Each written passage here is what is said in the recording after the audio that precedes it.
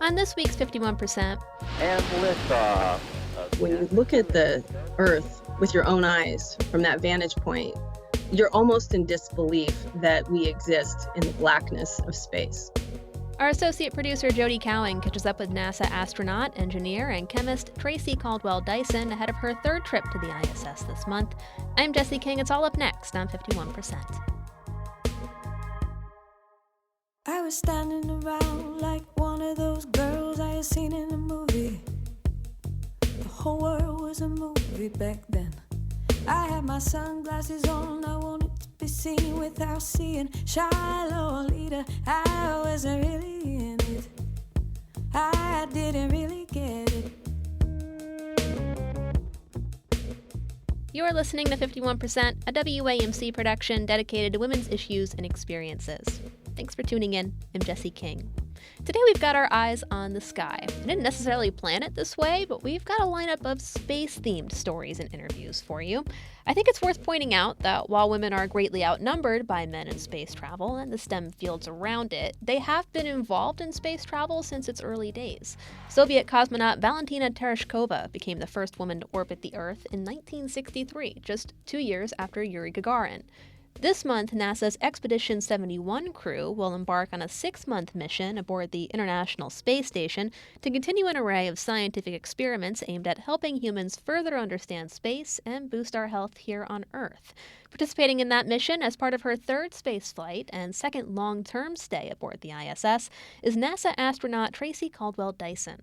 A California native with a PhD in chemistry, Dyson was first selected as an astronaut in 1998 and has logged more than 188 days in space, racking up numerous awards for her role as both a mission specialist and flight engineer supporting technological advancements at the ISS in 2007 and 2010.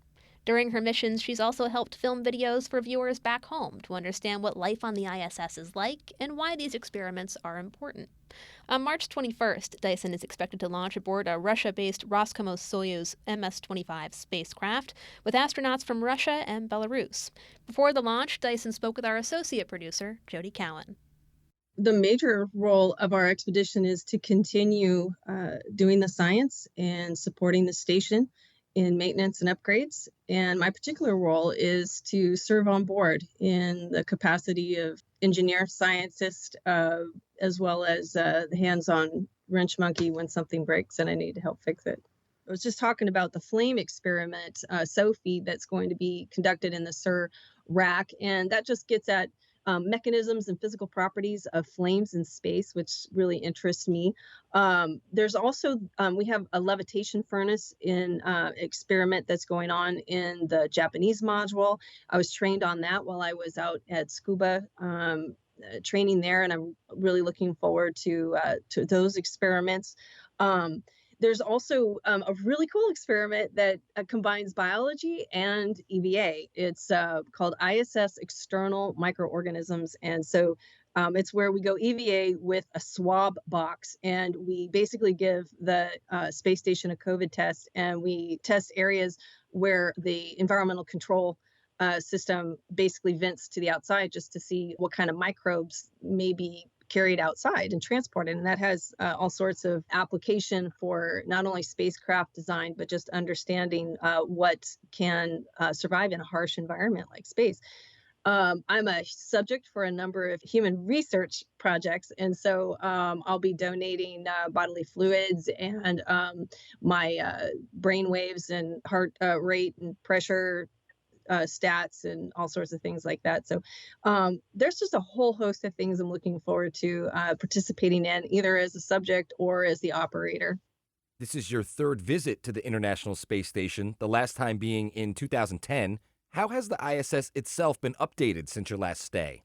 Oh, gosh, a lot. It's been about 14 years since I've been there, and everything from how we view our timeline and interact with it to just the philosophy of how we get through scheduled activities on board, and just making certain activities flexible for astronauts to do at particular times of the day that are most convenient for them, as opposed to a rigid timeline. It may seem like a small thing, but it's a really big deal on board to make things efficient. And that's, I think, the primary change from when I was there before. When I was there before, it was the transition between building the space station to utilizing it. And now that we've been utilizing it for over a decade, our operations have become quite efficient. And I'm really looking forward to experiencing that new paradigm.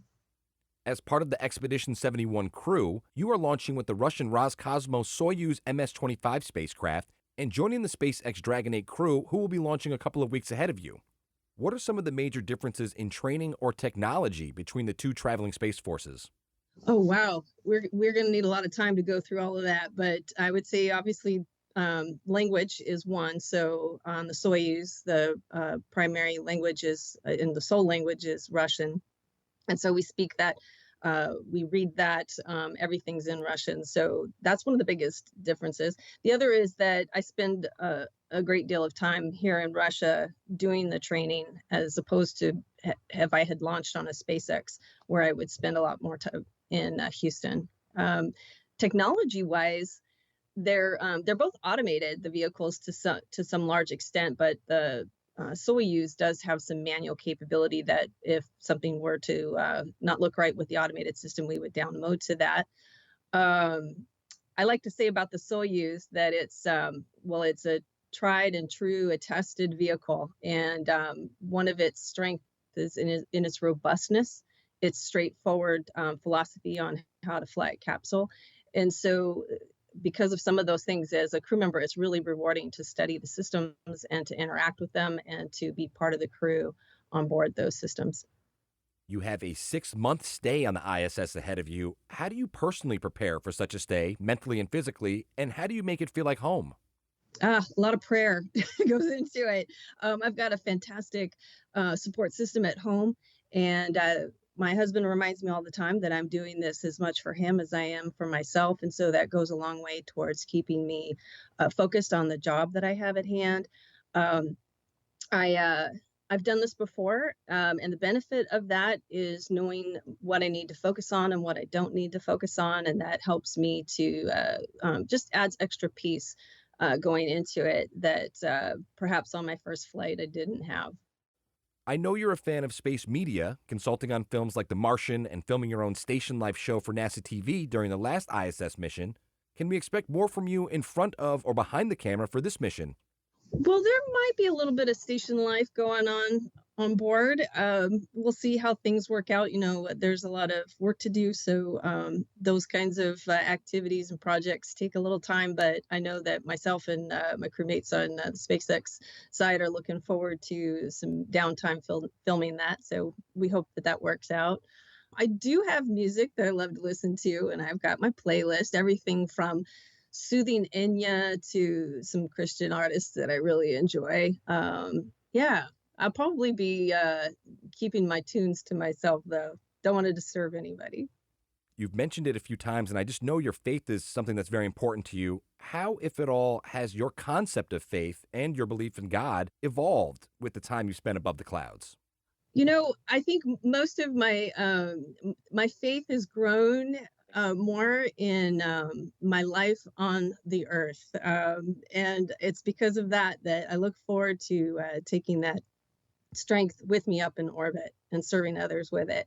But when I'm looking at the earth from the vantage point of the space station, it just reminds me of how incredible our Creator is. And when you look at the earth with your own eyes from that vantage point, you're almost in disbelief that we exist in the blackness of space. And it makes me appreciate my faith even more. You've taken arguably the coolest and most iconic selfie in the known universe. For those unfamiliar, can you tell us more about the cupola and why it's your favorite room on the ISS? The cupola is our bay window. It's our view of home and that gorgeous planet. And let me tell you, when you look outside the cupola, whether you're looking at the Earth, whether you're looking at the universe, whether you're looking at the miraculous structure of the space station, there is always something new to see and something that just puts you in complete awe of where you are and what you get to do. And I was getting ready to come back home, and my psych doc said, "What are you going to miss the most up there?" And I said, "That cupola." and the view from it. And they said, well, you need to take a picture. And so then I worked for about 3 weeks on setting up the camera and myself and the remote control to operate the shutter and just get the most perfect lighting. And what I was going for was an image that reminded me whenever I looked at it of what it felt like to look out the window. And in the raw photo that was actually the one that I sent down to the ground, the exposure was set for the earth and not necessarily so that you could see me. And that was so that I could just see the silhouette of me. And the recreations of that photo have actually overexposed me in the photo. So you can see that it's me, but nevertheless, you can still see that beautiful planet and what that cupola provides for us in terms of a window to it.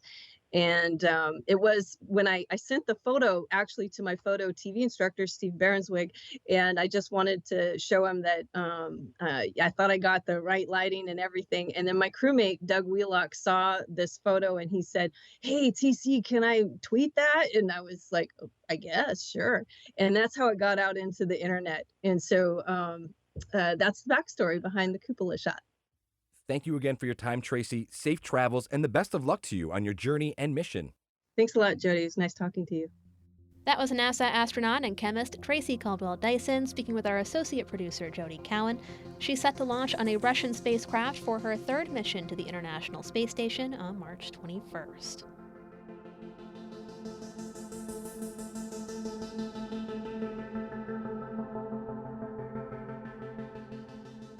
Meantime, we have an update on another astronaut that we recently featured on this show.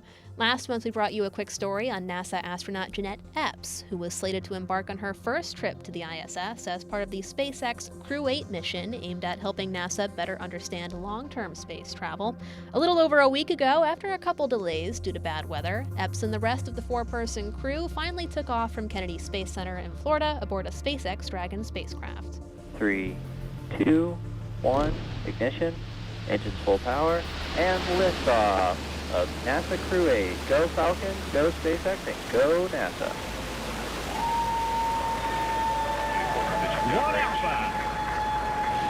Endeavour ascends, a beacon of human ambition. 1.7 million pounds of thrust now propelling Falcon 9 and Crew 8. Vehicle is pitching downrange. According to NASA, Epps joins a total of 75 women who have flown in space so far.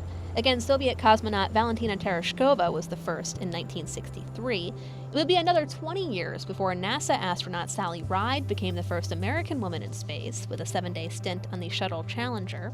But since then, it's been milestone after milestone. Soviet astronaut Svetlana Savitskaya was the first woman to participate in a spacewalk in 1984. NASA astronaut Shannon Lucid set a record for the longest single flight by a woman with a 188-day mission on the Russian space station Mir in 1996. And NASA's Pamela Melroy became the first female pilot of a shuttle flight to a space station in 2000. She'd go on 2 more trips over the next decade. Now that Epps is up at the ISS, she will spend the next 6 months contributing to experiments analyzing the long-term effects of space travel on humans, as NASA works to one day put the first woman and person of color on the moon, and even toys with the idea of missions to Mars. First and foremost, though, as a mission specialist for Crew 8, Epps' main jobs are to monitor the spacecraft during launch and re-entry. Their launch into orbit was a success, and they have since docked onto the ISS. Epps, a 53-year-old engineer from Syracuse, New York, made sure to give her hometown a shout-out on the way up. I'm super excited to be here, and I am in a New York state of mind right now. It is amazing. Thank you for everything.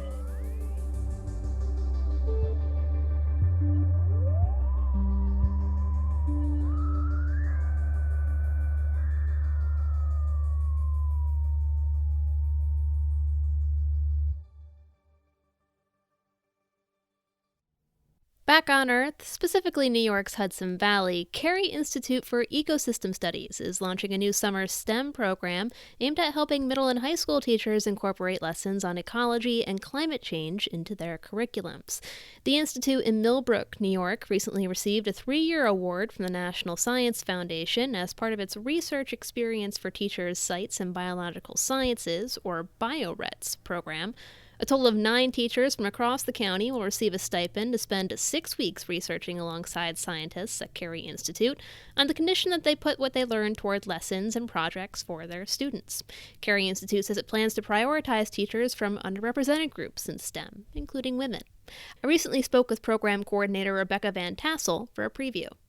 There's not a lot of other professional learning experiences that are like this for teachers, that we're building our program around the belief and the reality that teachers are intellectuals and that there's a lot that goes into being an effective teacher. It's not just what you know about your content, but it's about your ability to build relationships with kids and navigate this complex environment in the classroom. And so this program really honors the knowledge and skills and abilities that teachers already bring to the table at our program, and to really heighten and leverage that knowledge that teachers hold that nobody else knows about their profession and their kids. And so we're a very teacher-friendly environment, and we're here to elevate teachers' intellect.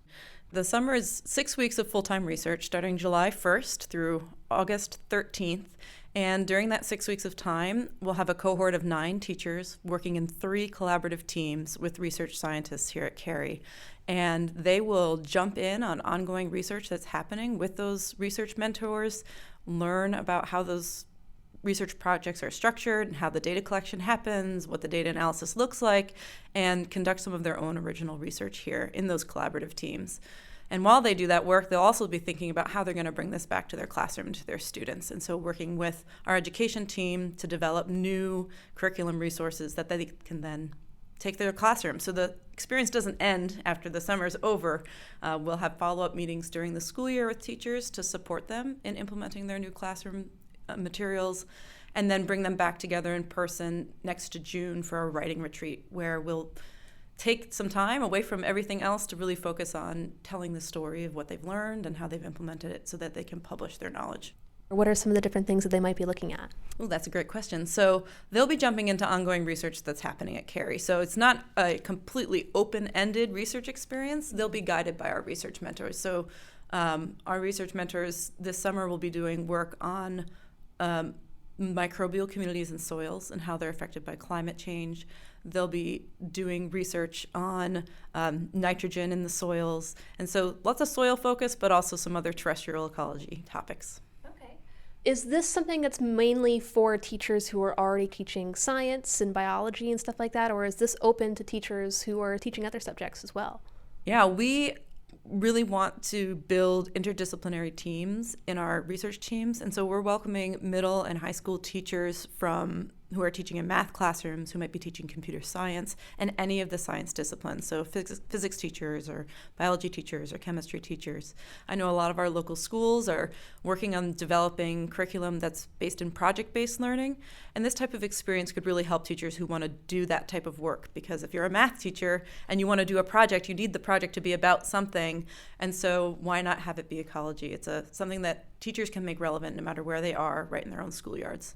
This is a national program, right? It is a national program. We're hoping for a combination of local teachers from our local school districts and teachers from out of area. And if teachers are from out of area, we're able to offer travel and housing so that they can actually stay here on our campus in the summertime. And when it comes to, I guess, like then taking this research and translating it into their curriculums, what are some ways that you imagine they might be able to do that? I think there's lots of different ways that teachers can do that. They could take the content that they're learning directly, if they have a way to integrate that meaningfully into their classroom, or they can take what they're learning about science practices and the ways that we do science and translate that into our classrooms. New York State science standards and the national standards emphasize this three-dimensional learning, where you're taking the content that students are learning, you're taking the ways that science is done, these science practices, and these thematic elements that link all of the content together and to create three-dimensional learning experiences for students. And so our teachers will be having an authentic three-dimensional learning experience, and will be helping them build materials that do that for their students too. Rebecca Van Tassel is the program coordinator for Carey Institute's Summer BioRets program, helping high school teachers incorporate lessons on climate change and ecology in the classroom. To learn more, you can go to careyinstitute.org.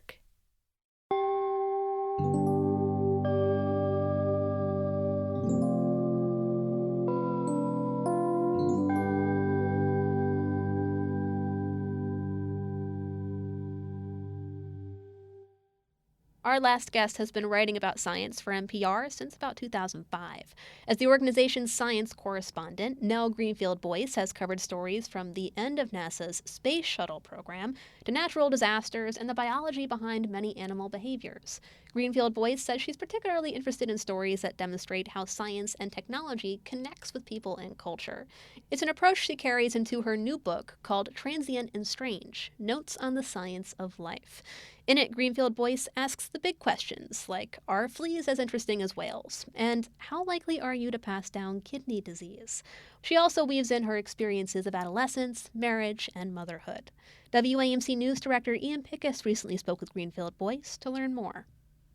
I always loved science as a kid and, just mucking around outside and encountering, toads and little insects and plants. I was always curious and I thought I was going to be a scientist. And when I went to college, I took, biology courses and chemistry, but I also took history of science courses. And I got fascinated with science as a sort of social activity and learning about how we came to know everything we know. And at some point, I realized all this stuff that I enjoyed as a kid, like watching documentaries and reading popular science, that there was actually a job which involved making those things. And so I've been doing that ever since. And I feel like I really lucked out. It's an awesome career and it gets me to study interesting things all the time.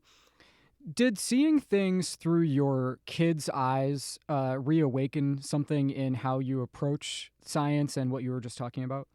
I think so, because kids, it's kind of a cliche, but kids are kind of scientists themselves. They're, fearless in probing, whatever new thing they encounter, and they have no preconceptions, and they're incredibly, serious and dedicated to just trying to figure everything out. And that includes some real big philosophical questions about, death and the universe and what it all means, the kind of questions that as an adult you can sort of, stop thinking about and maybe focus on the day-to-day. But when your kids are right there, sort of looking to you for guidance, suddenly you are reminded that, oh yeah, all this stuff is out there to be grappled with.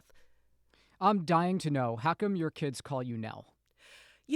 It's a funny thing. I grew up calling my mother Susie, and people would ask me, is she your real mother? And obviously she is, but it's my brother, when he was growing up, one day just asked her, what's your name? And she told him. And so he started calling her that, and I started calling him that too, because he was my older brother. And when my kids were very young, they called me, Mama, and I kind of liked it. It was cool. But then at some point, they just started calling me Nell too. So I don't know. I'm not sure what it means, but what can I say? It's my name.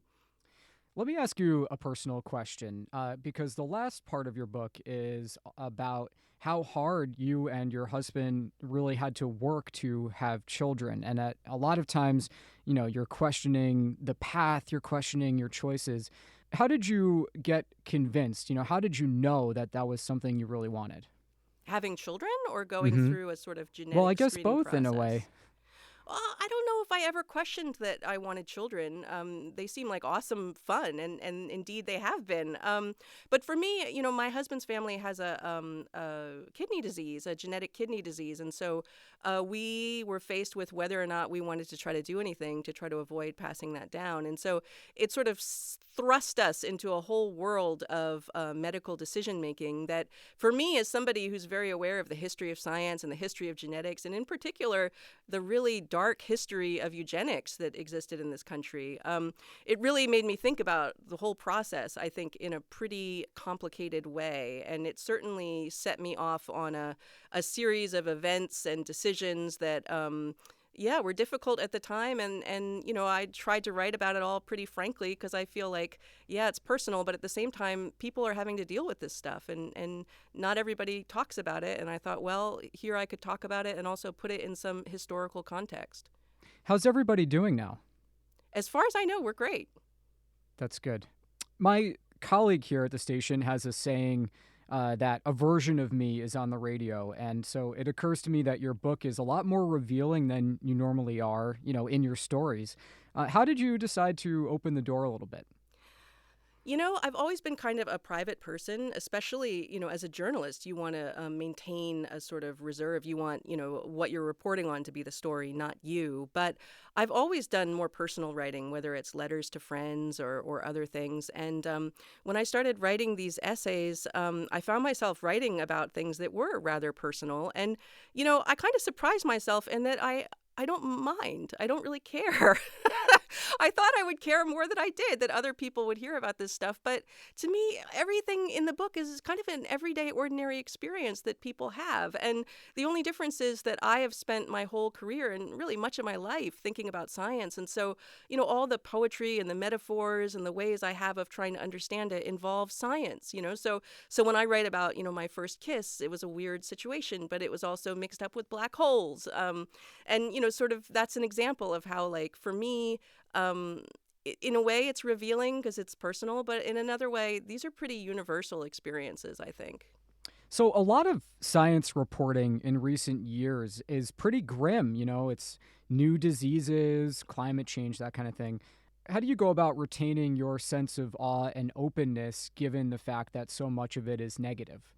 There is a lot of grimness in the world, and, you know, you don't want to hide from that. And in fact, you know, that's one of the things I explore in this book is, like, you know, when you're a parent, you have to tell your children about so much that's so difficult, like nuclear war, like nuclear weapons. It's like, yeah, as an adult, you can sort of pretend they don't exist. But when your kids start asking you questions, you have to give them answers. But at the same time, there is so much beauty in the world, and there are so many people working hard to make discoveries and do things. And, you know, as I report on them, people are excited and people are thrilled to know that somebody's out there trying to figure out exactly what color Neptune is, for example, you know, or exactly how something evolved or how it came to be, or what's going on with Venus. And, you know, what about those black holes? I think that it makes people feel hopeful. You know, hopeful that we're figuring things out and that we're all doing it together as humanity.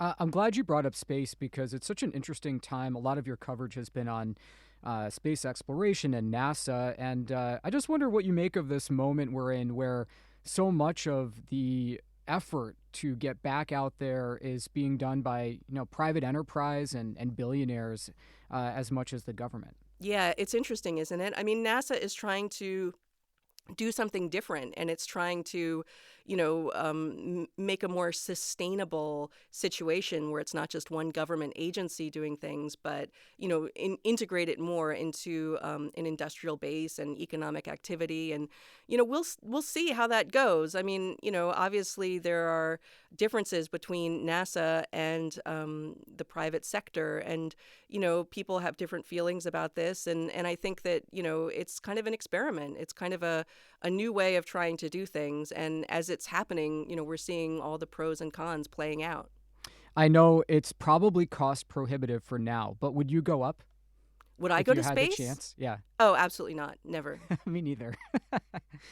Okay, honesty question. Are you doodling as we do this interview? I have a pen in my hand right now. I'm not actually doodling because I'm in the studio and I wouldn't want the scratching to get picked up by the microphone. But there are papers in front of me with geometric doodles, yes, that I have done in between interviews. Mm-hmm. So writing about it didn't end the fixation? No. So I have a whole essay in the book about my my compulsive geometric doodling, and that is so much a part of me. I don't think it could ever go away. It's almost essential to the working of my brain, which is, you know, what I was trying to write about in the essay, is trying to understand, like, what's going on there, and, like, how does it connect with the history of science, and why do so many people doodle in the same ways, and why do we doodle? I mean, there's a appalling lack of scientific research on this. So if some potential PhD candidate is listening, there's a whole world that could be studied there. As you noted, your doodling puts you in good company, so I guess don't stop. Well, as the title of the essay is, everybody does it. That was NPR science correspondent Nell Greenfield-Boyce speaking with WAMC's Ian Pickus about her new book, Transient and Strange, Notes on the Science of Life, out now through W.W. Norton & Company. You can find some of Nell's other work at npr.org. Thanks for listening to this week's 51%. 51% is a national production of WAMC Northeast Public Radio in Albany, New York. It's produced and hosted by me, Jesse King. Our associate producer is Jody Cowan, and our theme is Lolita by the Albany-based artist Girl Blue. Just a reminder that you can listen to 51% anytime at WAMCpodcast.org or wherever you get your podcasts. And you can stay in the loop on all of WAMC shows by signing up for our weekly newsletter, Airwaves, at WAMC.org. We hope you'll join us next week. Until then, I'm Jesse King for 51%. I was every single girl, I was nobody else, I was so sure of myself. I was 15 and a half. He was a hollow laugh. And I lost my cool somewhere along the way. The night air down the hallway, I had to learn how to look away. I lost my cool